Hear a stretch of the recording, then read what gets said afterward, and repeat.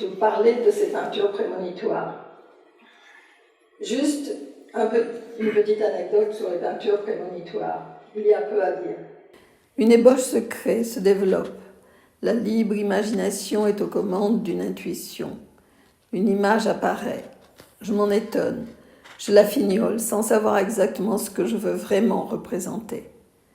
Mais seul l'équilibre des formes, un mouvement instinctif, les couleurs, le clair-obscur, attise mon envie de parfaire la toile. Je ne savais pas ce que je voulais dire, mais je viens de le tracer. Ce sont ces mouvements, ces couleurs que je porte en moi qui s'imposent et s'étalent sur la toile, comme une nécessité intérieure, le geste à tracer.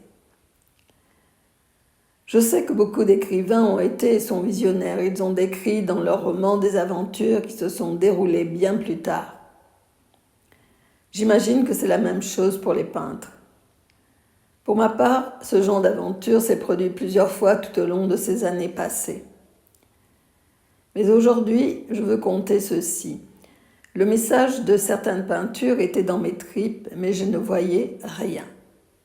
L'histoire de mon propre cancer.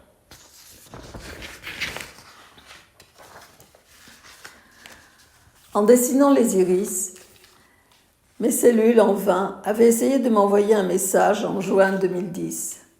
J'étais cette année-là assez contente de cette série de pastels. En août 2011, un an plus tard, on me découvre par hasard un cancer. Tumeur au poumon gauche, chaîne ganglionnaire gauche et tumeur au cerveau. Je suis opérée en urgence en septembre 2011. Après l'opération dans la chambre d'hôpital, en bavardant avec le chirurgien, je lui montrai sur ma tablette les tableaux peints en 2010, l'année précédente. En faisant glisser les images sur l'écran, ce dernier me demanda « Avez-vous déjà vu le dessin d'une tumeur ?» Je répondis « Non ».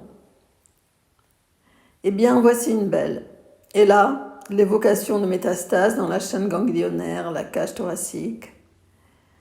Les années suivantes, mes contrôles tous les 3 mois affichaient des IRM, cerveau et body scanner sans cellules méchantes apparentes.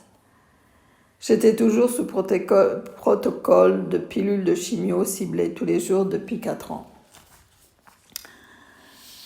En janvier 2015, je peins entre autres un grand triptyque illustrant un cerveau. 7 mois plus tard, l'IRM de septembre 2015 fait apparaître une nouvelle tumeur au cerveau qui évolue très vite. Je suis de nouveau traitée à l'hôpital de la Timone à Marseille. Il y avait donc urgence à ce que je me porte assistance. Mon corps savait et moi, je ne savais rien. Le meilleur recours associé au traitement est de reprendre le pouvoir sur la nature et les symptômes de ma maladie par la parole, l'écriture, la peinture, le dessin. La maladie a pris source en moi, le contraire d'une fatalité. Je vais devoir agir en moi, sur moi, avec moi. Encore faut-il que j'aie le temps et l'énergie. Pour écrire ce livre intitulé « Le crabe », relatant l'histoire du cancer, j'ai écrit 300 pages. Je n'en ai gardé que 35 et 9 poèmes, sans compter les nombreuses illustrations, dessins et peintures sur le sujet.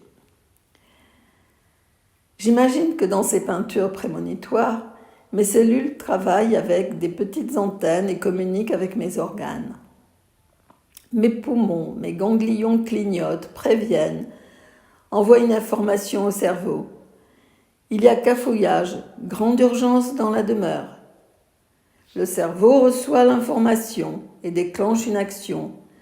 Ma main trace des lignes, étale des couleurs, m'envoie des signes.